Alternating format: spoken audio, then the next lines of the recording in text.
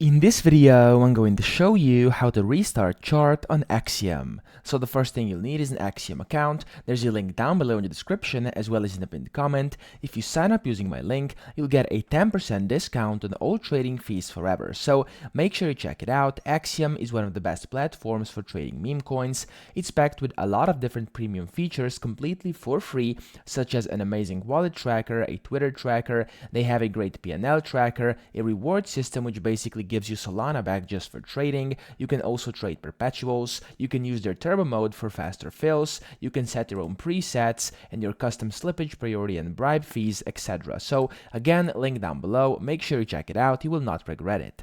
So to actually restart charts on Axiom, first you will have to open one of the coins. So I'm just gonna go ahead over here and I'm gonna open up a random coin.